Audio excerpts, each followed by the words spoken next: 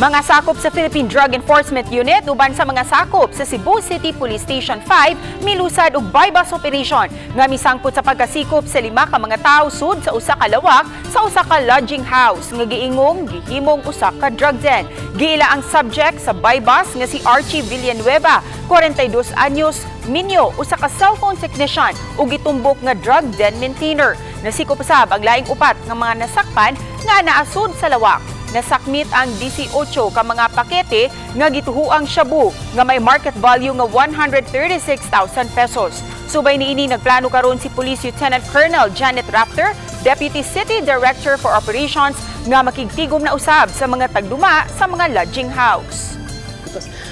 It is not only just illegal drugs ang pwede mahitabo niya ng lugar, especially trafficking. Actually, napod mi na monitor in some other area po na monitor po na to trafficking.